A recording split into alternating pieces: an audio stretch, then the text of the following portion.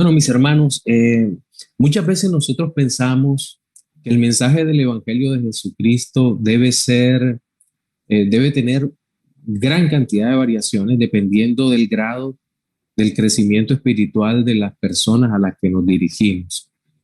Tal conclusión considero que es solo una evaluación incompleta de toda la realidad que rodea a los hombres de Dios. Es cierto que el mensaje predicado a los creyentes debe crecer en complejidad. Las doctrinas más difíciles deben ser explicadas a cada iglesia local que crece en la fe en Jesucristo. Pero jamás se puede dejar de lado el llamado al arrepentimiento y a la confianza en Cristo como Señor y Salvador de nuestras vidas. Ahora bien, crecer en la fe no tiene solamente una dimensión intelectual que le permita a los hijos de Dios adentrarse y deleitarse en las verdades más profundas de la palabra revelada, sino que también hay un elemento espiritual que nos debe hacer parecernos más al Señor, es decir, una progresión visible en la santidad sin que esto implique una vida perfecta, pues tales bendiciones estarán completas únicamente en la realización gloriosa del reino de Dios, es decir, la fase final del reino. Lo anterior que hemos escuchado significa que la iglesia en todas las épocas de la humanidad estará constituida por hombres imperfectos, como lo somos cada uno de nosotros, pero con un profundo deseo de parecernos a Cristo. Pero creo que lo más importante es el saber que Dios, por su Espíritu Santo, sigue trabajando en nosotros para llevarnos a la estatura del varón perfecto. Y una de las formas como el Señor hace esta obra en nuestras almas es a través de la corrección, la exhortación, pero todo esto siempre estará envuelto en la gracia, que no es, y la gracia no es sino Dios mismo mostrándose condescendiente para con los creyentes y restaurando a estos de tal manera que no solo sean perdonados de sus pecados, sino también restaurados a la plena comunión con la iglesia, pastoreados por el Hijo de Dios, nuestro Señor Jesucristo. Hoy vamos a iniciar una serie de sermones. No significa que ya hemos terminado la serie del reino de Dios, pero vamos a iniciar una serie que vamos a estar alternando, que es sobre la primera carta a los Corintios. Y deseo, por favor, que ustedes me acompañen a la lectura del que será nuestro texto principal para nuestro sermón dominical. Se encuentra en el primero a los Corintios, capítulo 1, versículos 1 al 3. Voy a repetirlo, primero a los Corintios, capítulo 1, versículos del 1 al 3. Muy bien, dice la palabra del Señor. Pablo, llamado a ser apóstol de Jesucristo por la voluntad de Dios, y el hermano Sóstenes, a la iglesia de Dios que está en Corinto, a los santificados en Cristo Jesús, llamados a ser santos, con todos los que en cualquier lugar invocan el nombre de nuestro Señor Jesucristo, Señor de ellos y nuestro. Gracia y paz a vosotros, de Dios nuestro Padre y del Señor Jesucristo. En el texto que acabamos de leer, vemos en primer lugar a Pablo, que se identifica a sí mismo como un apóstol del Señor. Es decir, él entiende que tiene la autoridad de parte de Dios para escribirle a la iglesia que se encuentra en Corinto las exhortaciones necesarias con el fin de que corrijan los pecados de los santos. Una segunda consideración tiene que ver con la manera como el apóstol, que es un hombre llamado por el Señor, se dirige a la iglesia, que evidentemente es un organismo imperfecto. Los llama santificados y santos, quienes invocan a Jesucristo como Señor. Esta parte es bien importante porque nos habla de la forma como Dios ve a su iglesia. Y en tercer y último lugar, vamos leemos que los dos pilares fundamentales sobre los que se edifica este llamado de atención a los hijos de Dios que han pecado, pero que están siendo amonestados para ser restaurados en la fe de Cristo, los dos pilares son la gracia y la paz. Cada uno de estos aspectos vamos a tratarlos en nuestro sermón dominical de hoy, que lleva por título Un mensaje de gracia para una iglesia imperfecta. Repito, un mensaje de gracia para una iglesia imperfecta.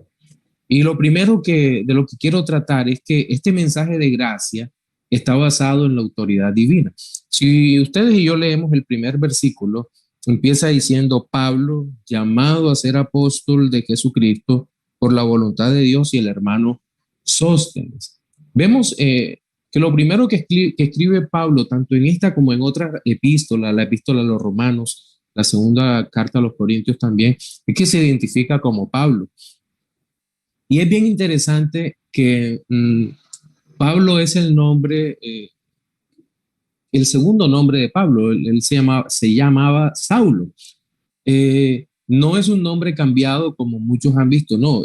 Pablo tenía como nombre Pablo, era su nombre probablemente romano, Paulus, que significa el pequeño. Él no usa el Saulo, que es el nombre judío, como era conocido en su enseñanza rabínica o en su persecución a la iglesia, sino que prefiere utilizar este nombre que significa algo así como pequeño, Pablo, pequeño. Pero entonces se identifica plenamente con el Señor y se identifica con su iglesia. Esta palabra lo hace tan importante, el hecho de mostrarse con este nombre, el pequeño, Pablo, llamado a ser apóstol. Y aquí nos encontramos frente a un llamado apostólico que no es cualquier llamado, sino que es un llamado especial, único e irrepetible. Recordemos, nuestro Señor Jesucristo había llamado a 12 hombres que Él instruyó. No obstante, ya en la época posterior a su resurrección y luego de su ascensión a los cielos, Él se complace en llamar a Pablo y hacerlo apóstol. Pero es un llamado especial, es único, irrepetible, pero este llamado no estuvo exento de la crítica que incluso muchos dentro de la iglesia a los corintios hicieron. Y si el Señor nos permite, en su momento vamos a ver cómo el apóstol Pablo hace una defensa de su ministerio, porque es un ministerio que, como él mismo lo presenta, es un llamado especial de parte de Dios, llamado a ser apóstol de parte de Dios. ¿Y qué era un apóstol? Era mucho más que un simple enviado, sino que en este caso era un enviado por Jesucristo, era un enviado por Jesucristo para anunciar el mensaje del Evangelio en medio del pueblo escogido por Dios. El mismo Dios dijo que a Pablo le sería necesario sufrir y padecer y mostrar los padecimientos a los cuales Dios lo había llamado a sufrir, para de esta manera mostrar todo este ministerio del Evangelio de Cristo en medio del pueblo. Ahora bien, hemos visto que Pablo ha dejado toda pretensión relacionada con su vida anterior en el judaísmo. Lo notamos en gran parte en su nombre, en el nombre que usa, pero también notamos que hay una identificación de Pablo con la iglesia, pero también entiende el apóstol Pablo que hay un elemento de autoridad divina que le permite exhortar con toda libertad a la iglesia. Pues el ser apóstol también implicaba tener la autoridad de Dios para poder llamar la atención a su pueblo. Y lo hace con toda autoridad justamente en esta carta. ¿Por qué? Porque la capacidad el poder para hablarle al pueblo es dado directamente por nuestro Señor Jesucristo a este hombre. Y por eso hemos dicho que él podía exhortar a la iglesia del Señor. Es decir, y exhortar tiene que ver con corregir lo que hasta ese momento estaba deficiente y seguramente nos vamos a referir dentro de un momento a ellos. Ahora, existían razones para reafirmar tal autoridad en la iglesia. Seguramente en la ciudad de Corinto, al igual que había sucedido o que sucedería después en Colosas o que estaba sucediendo en Roma o aún en Éfeso, habían entrado también, entre otras cosas, grupos judaizantes o habían intentado entrar grupos judaizantes a la iglesia del Señor. Recordemos que la iglesia a los Corintios fue fundada por el apóstol Pablo. Allí duró más o menos 18 meses. La Biblia nos dice años, 6 meses. Duró, siempre son cifras aproximadas, pero es más o menos el tiempo que el Señor determinó que el apóstol Pablo estuviera allá. Y en ese ambiente seguramente había judíos ortodoxos. Recuerden el capítulo 18 del libro de los Hechos. Es muy importante tenerlo en mente para poder tener una idea de cómo era la iglesia de Corinto, bajo qué circunstancias se fundó. Pablo, al igual que en otros lugares, llegó a la sinagoga después de haber salido de Atenas. Y luego que sale de allí, se encuentra con Aquila y Priscila y con ellos empiezan a trabajar haciendo carpas. Él funda la iglesia de Corinto, luego que sale de la sinagoga y los primeros que salen con ellos, con Pablo, son judíos, pero a este grupo se le unen los gentiles que serían la mayoría. Pero seguramente, al igual que en los otros lugares, como ya he dicho, en Colosas, en Éfeso y en otros lugares, nosotros vamos a encontrar que muchos judíos que seguían apegados a una serie de tradiciones que ya no tenían cabida dentro del cristianismo de este primer siglo, porque simplemente Dios había dejado de lado muchas de sus prácticas y ahora nos encontramos frente a la iglesia del primer siglo. Entonces, Pablo escribe como el fundador, como el apóstol de esta iglesia, con autoridad delegada de parte de Dios, y escribe de tal manera que se entienda que Cristo está haciendo la obra en aquel lugar y que ya no son un apéndice de la iglesia, de la comunidad judía, sino la iglesia de Jesucristo que está allí establecida en Corinto. Junto a Pablo, bueno, el llamado, no puedo dejar pasar por alto que este llamado que recibe Pablo es por voluntad de Dios. Y si usted nuevamente se va al libro de los Hechos, al capítulo 9, se va a encontrar con un Pablo que va en función de perseguir, apresar, destruir, matar a los creyentes, infligirles el mayor daño posible.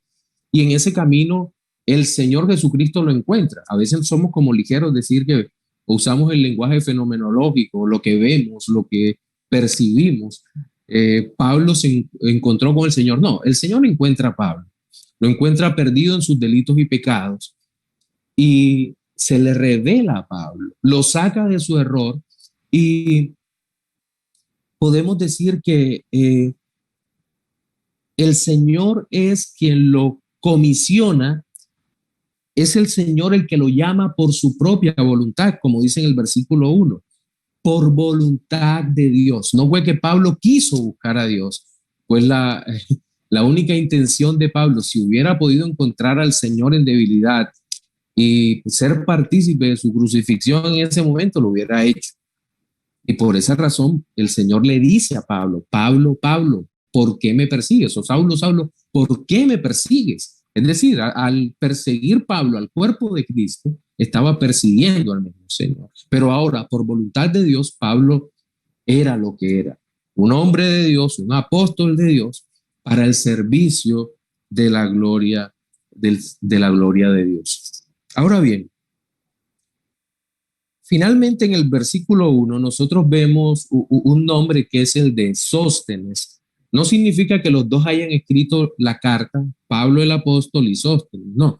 De hecho, hay una división de la autoridad entre uno y otro, porque Pablo le llama y el hermano Sóstenes, no le dice ni el apóstol, ni el pastor, ni el obispo, ni nada por el estilo. Simplemente le dice el hermano Sóstenes Algunos creen que es el mismo Sóstenes que era uno de los encargados de la sinagoga, que aparece en Hechos 18-17.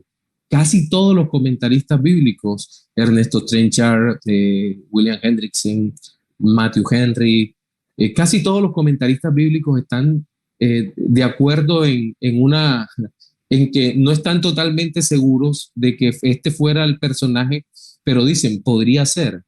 Y la razón es que, aunque no es un nombre tan común que nosotros veamos, lo cierto es que en la Biblia casi siempre existen este tipo de conexiones entre los nombres que nos permiten hacer como un seguimiento de la vida de los personajes secundarios en la narración. Y en este caso nos permiten seguir a Sóstenes y entender que probablemente es un converso que por el nombre no parece ser judío, sino más romano, y este hombre es un prosélito tal vez, que es tomado de la sinagoga y que empieza a escuchar la palabra del Señor. Y entonces, como decíamos, al parecer este hombre creyó después de la predicación de Pablo y es probable que él haya servido como secretario de Pablo aquí en la, en la escritura de de la carta como tal.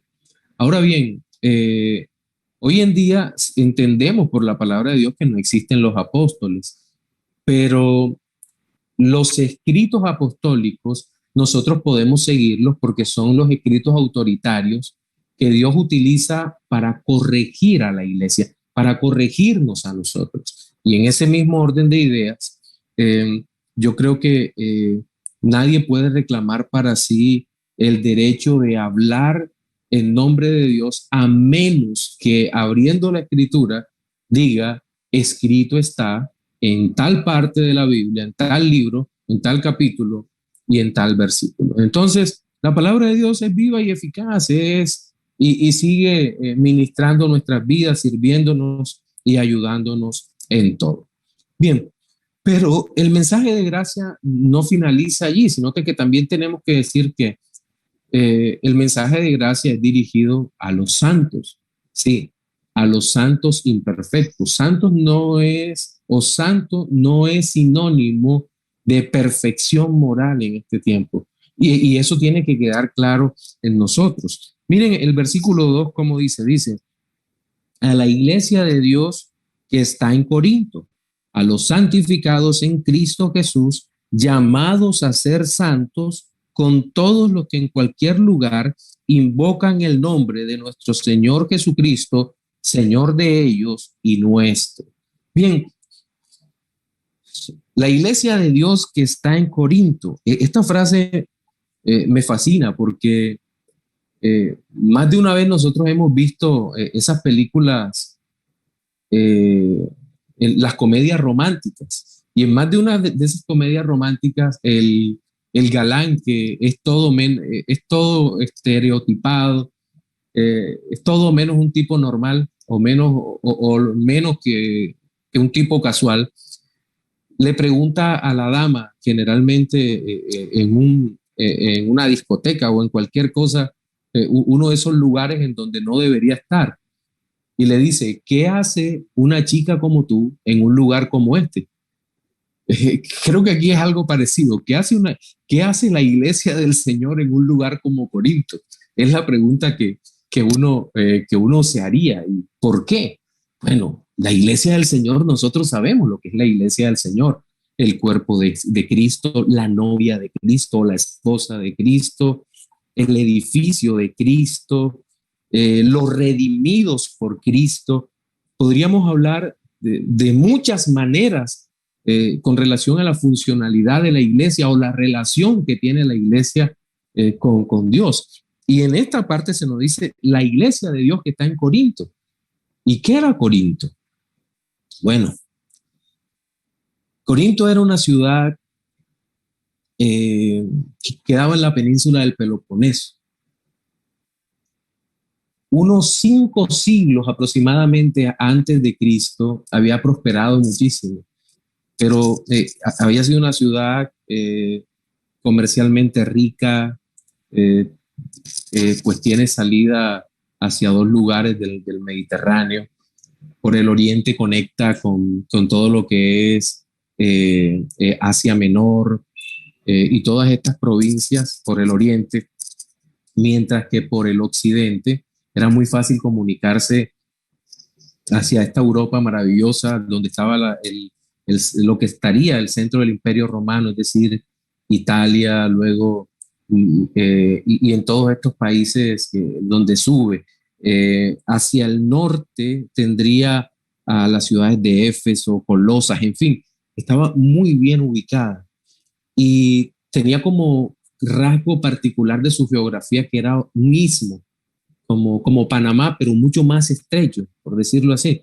Dicen los expertos que en geografía que el lugar más estrecho de Corinto en ese momento debería tener como 7 punto algo kilómetros, es decir, entre el puerto de Cencrea en el oriente y no recuerdo cuál era el del occidente, había esa distancia. De tal manera que usted se podrá imaginar que los barcos podrían pasar por ahí, los barcos de menor calado o más pequeños, podrían pasar por ahí cuando eran llevados a través de una rampa que habían construido allí, porque aunque se quiso hacer un canal en ese lugar, hubo muchos problemas porque decían que estaban a diferentes niveles los dos lugares del Mediterráneo, las aguas de un lado del lado oriental del Mediterráneo y las aguas del occidente. Entonces, los ingenieros decían que no se podía hacer. Solo se hizo un canal hasta el siglo XIX. Se terminó un canal en ese lugar. Pero ahora bien, donde quiero llegar es que al ser Corinto una ciudad portuaria, tenía gran confluencia comercial, también los industriales que querían transformar algunos productos y venderlos, obviamente se instalaron en ese lugar eh, y fue un lugar estratégico.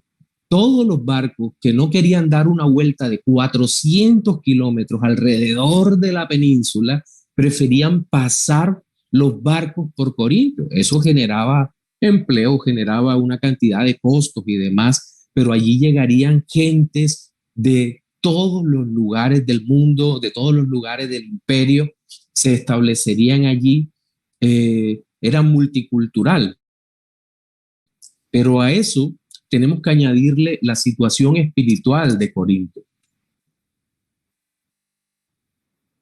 Corinto, Corinto tenía un monte que se llamaba el Acrocorinto, muy parecido al monte que tenía Atenas. Pero en el monte de Corinto tenían un templo dedicado a la diosa Afrodita. Ese templo era eh, una fuente de corrupción permanente para el pueblo. Los historiadores dicen que ahí había en ese templo por lo menos 1.000 prostitutas rituales. Barclay, el escritor liberal, decía que estas mujeres descendían a la ciudad para buscar hombres para sus festividades. Era realmente un verdadero desastre moral lo que ocurría en ese lugar.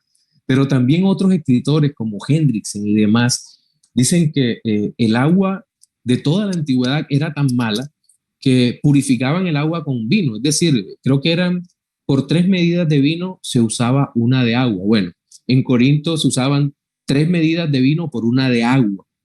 Hacían todo lo contrario. Se decía que los corintios eran hombres y mujeres que andaban continuamente borrachos y se llegó a inventar un verbo para hablar de la condición moral de los corintios. Se decían que era corintizar, es decir, alguien que vive como Corinto. Se llamaba hacía una persona que vivía embriagado o que vivía dándole rienda suelta a sus propios vicios. Era una persona sin moral. A esa persona se le decía que estaba corintizado o que vivía como un Corinto. Entonces, el panorama moral, el panorama espiritual de la ciudad, donde se adoraba a Afrodita y había otros templos para otros falsos dioses, hacían que la ciudad fuera un verdadero desastre. Entonces, por eso le decía, ¿qué hace una dama como la iglesia en un lugar como Corinto? Pues bien, la Biblia dice que donde abundó el pecado, sobreabundó la gracia y allí le plugo a Dios sembrar su iglesia para que diera frutos. Bien, y la iglesia fue plantada en ese lugar por uno de los hombres más importantes de la fe en todos los tiempos, que es sin lugar a dudas el apóstol Pablo. El apóstol Pablo, pues plantó la iglesia como habíamos visto, se demoró en aquel lugar 18 meses, solo lo superó el tiempo que estuvo plantando la iglesia de Éfeso, donde estuvo 3 años predicando la palabra de Dios. Pero entonces cuando nosotros empezamos a ver el tipo de personas que llegan a la iglesia de Corinto, hemos dicho que todos los creyentes somos imperfectos, pero estos creyentes venían llenos de ese tipo de pecados escandalosos del mundo, de la idolatría, venían llenos de pecados de inmoralidad sexual, venían pensando en lo espectacular, en las cosas, en las experiencias estáticas que podían percibir cuando eran llevados a los ídolos mudos, en fin, y muchos otros estaban influenciados por los judaizantes, había débiles en la fe, incrédulos ante la resurrección y un largo etcétera. Es decir, piense usted por un momento que esta carta está siendo escrita a una iglesia, a la iglesia de Dios, que tiene, entre otras cosas, divisiones, contiendas, pecados sexuales, incestos, abusos de los dones espirituales, abusos de los líderes, falta de amor objetivo, problemas de conciencia, judaizantes, débiles en la fe, incrédulos ante la resurrección y muchas cosas más. Yo creo que eso cambia muchísimo nuestra perspectiva sobre lo que es la iglesia primitiva, que muchas veces hemos idealizado. Miren, más de una vez hemos dicho que el elemento importante de la iglesia primitiva no es la forma como vivían las personas, sino que estaban vivos los apóstoles. Mal hacemos si idealizamos la iglesia primitiva. No, la ventaja que tenían era que los apóstoles podían corregir inmediatamente. Hoy tenemos la palabra escrita por los apóstoles con la cual también podemos corregir. A esa iglesia imperfecta, como vamos a ver a lo largo de todo esta serie de sermones expositivos, a esa serie, nosotros tenemos que entender que a la iglesia Pablo le llama los santificados en Cristo. Esto no es una ficción teológica. No, aquí está hablando de la santificación como un elemento inmediato que va al lado de la justificación. La justificación es aquel acto de Dios, un acto legal por medio de la cual y en virtud de la obra de Cristo, el Señor nos declara justos ante el Padre, por la sangre, por la obra de Cristo. Pero también somos declarados santos, es decir, nuestra posición es la posición de santos delante de Dios. Entonces, por esa razón, el apóstol Pablo le llama los santificados en Cristo Jesús, pero inmediatamente, es decir, esta es la obra del Señor, pero inmediatamente les dice llamados a ser santos. Es decir, la exhortación no se basa sobre algo que posiblemente pudieran ser, sino algo que objetivamente son delante de Dios. Y nosotros consideramos algo, o debemos considerar algo, y es que si hemos nacido de nuevo, perdón,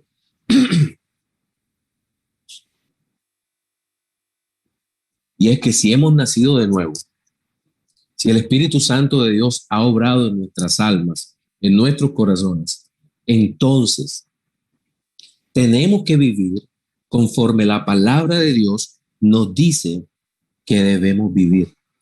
Y ya esto es la santidad, el crecimiento en la santidad, que sí, se relaciona con lo que Dios ha hecho y con nuestra posición en Cristo, pero hemos sido llamados para ser santos. Recordemos algo, que esto para nada está de más.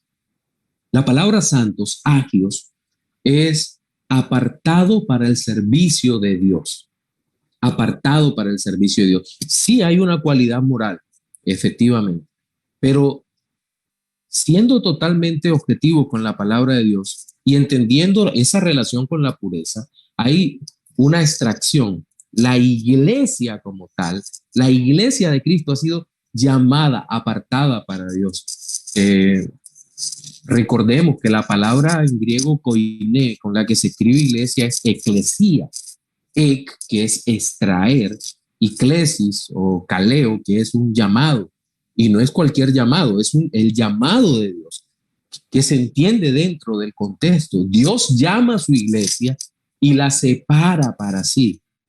Y creo que Corinto, la ciudad de Corinto, es el ambiente, un ambiente suficientemente perverso, malvado, que refleja la destrucción moral del mundo, la falta de amor del mundo por Dios, y en medio de ese ambiente, Dios toma para sí un grupo de sus hombres, de sus mujeres, de sus escogidos, para que vivan de acuerdo a lo que Dios mismo ha decidido que vivan, es decir, que vivan para la gloria de Cristo. Estos hombres santos o estos creyentes santos son los que en cualquier lugar invocan el nombre de nuestro Señor Jesucristo. En cualquier lugar invocan el nombre de nuestro Señor Jesucristo, y Pablo les dice, Señor de ellos y nuestro. Es decir, Pablo no se pone como una categoría diferente de hombre que tiene poder, autoridad para gobernar, sino que el apóstol Pablo se pone como un creyente más.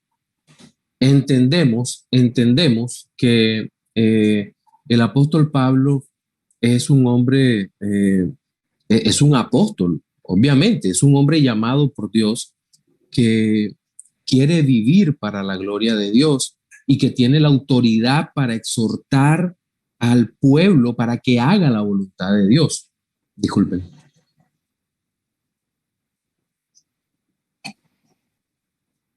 Para que vivan de acuerdo a la voluntad de Dios. Pero también entiende que él, al igual que los demás, es un discípulo de Cristo, un hombre que vive para Cristo y que Cristo es su Señor, al igual que es Señor de los demás. Esto me llama la atención porque,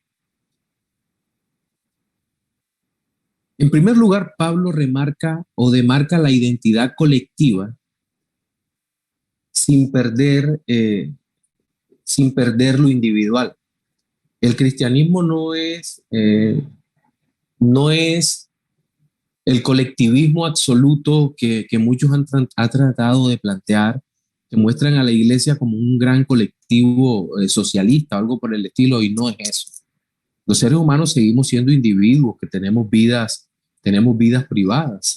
La vida de nuestro hogar, de puertas para adentro, es nuestra vida privada. Y el Señor nos ayuda a llevar esa vida privada delante de Él como tal. Pero todos los creyentes estamos bajo la autoridad del mismo Rey, de nuestro Señor Jesucristo, como hemos visto en la serie del Reino de los Cielos. Y creo que esto es bien interesante que nosotros lo tengamos en cuenta en este tiempo de tanta confusión. Pero quiero regresar y ya haciendo una segunda aplicación en este segundo punto, a todo este tema de la humildad de Pablo como apóstol. Pablo no hace demandas que van más allá de lo razonable. Pablo no demanda una autoridad absoluta como hoy en día muchas personas demandan autoridad para incluso manejar elementos privados de la vida de cada creyente. Pablo no lo hace. Pablo exhorta de acuerdo a la palabra de Dios, llama a la disciplina eclesiástica de acuerdo a la palabra de Dios, pero en ningún momento el apóstol Pablo eh, reclama para sí una autoridad mayor a la que el Señor le ha dado. Y creo que esto es un llamado también a la humildad de parte de los líderes, de parte de los hombres de Dios como tal. Bien, finalmente, el mensaje de gracia, eh, a pesar de que exhorta, no pierde, a pesar de que es un mensaje de gracia, porque es lleno del amor de Dios, no pierde su firmeza al exhortar, como aparece en el versículo 3, que nos ayuda a dimensionar el amor de Dios en medio de la exhortación en toda esta carta. El versículo 3 dice, gracia y paz a vosotros, de Dios nuestro Padre y del Señor Jesucristo. Bien,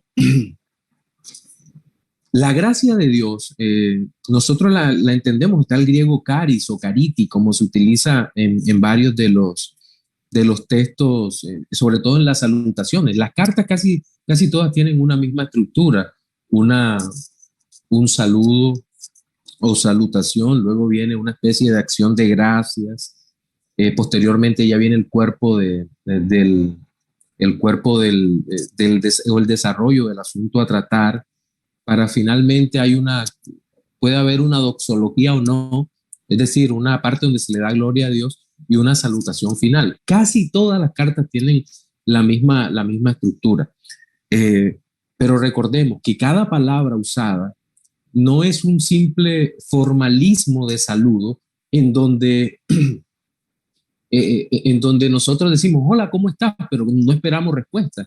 No, no, cada palabra de la Biblia es inspirada por Dios. Nosotros creemos en la inspiración verbal y plenaria como tal. Y al creer en eso, creemos que las palabras están aquí con un propósito. Y cuando Dios habla de gracia, y nosotros revisamos la etimología, el significado de la palabra gracia, y tenemos casi siempre la idea tradicional evangélica de que es algo que se recibe sin merecerlo. Esa es solo una parte de la verdad.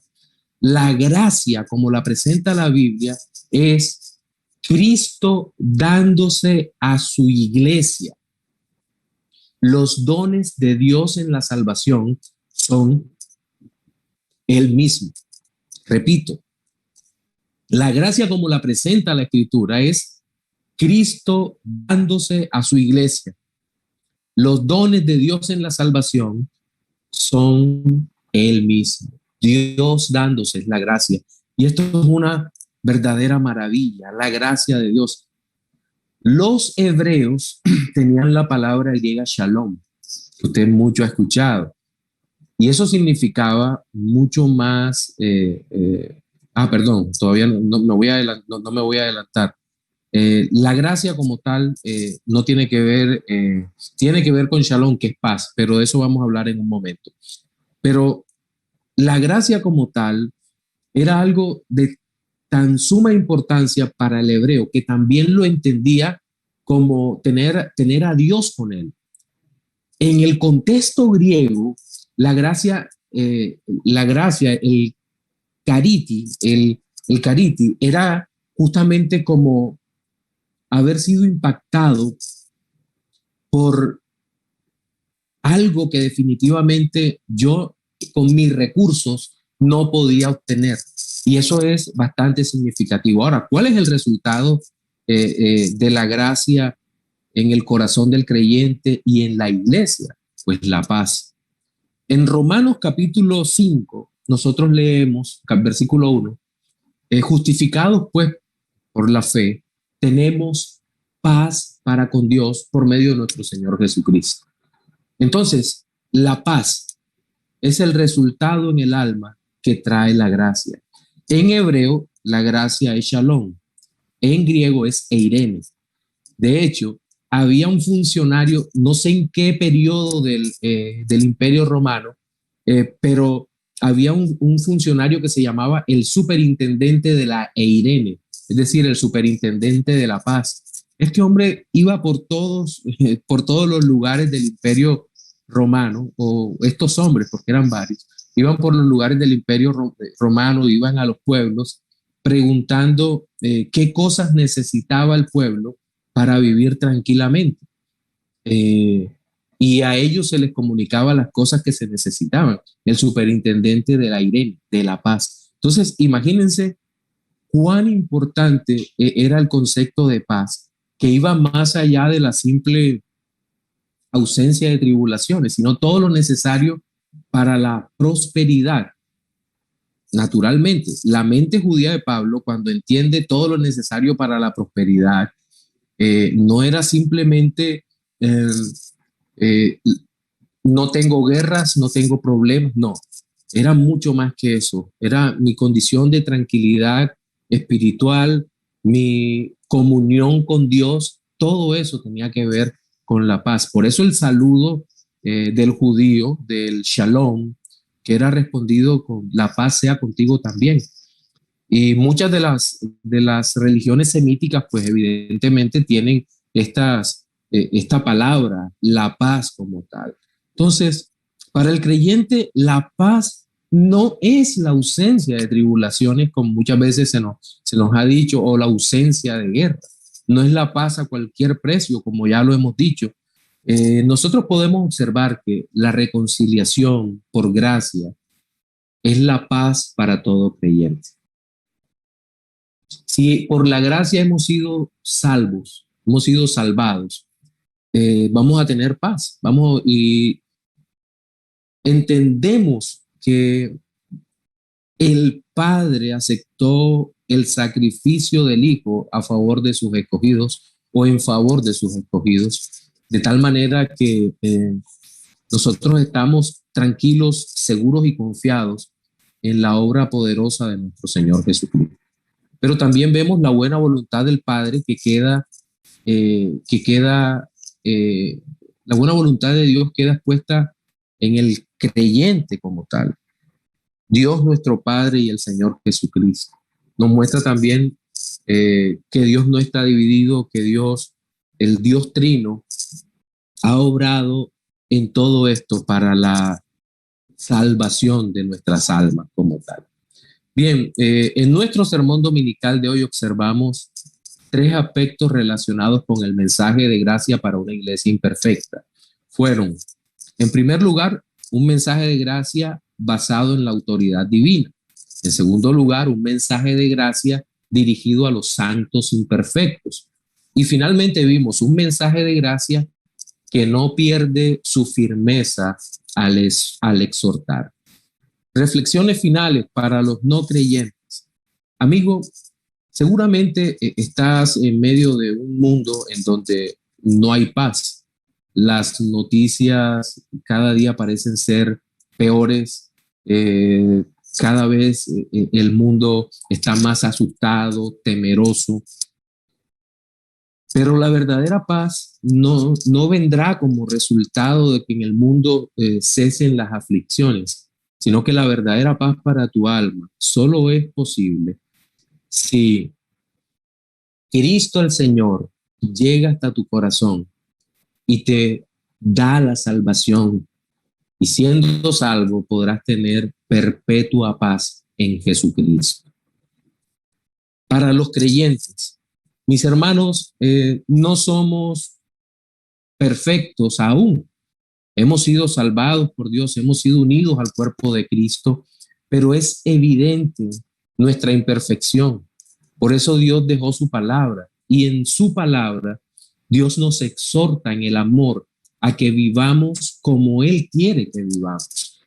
Y qué bueno que Él nos corrige, pero que Él también nos perdona, Él también nos bendice y cada día nos acerca a Él para que podamos vivir santificándonos, apartados para su propia gloria.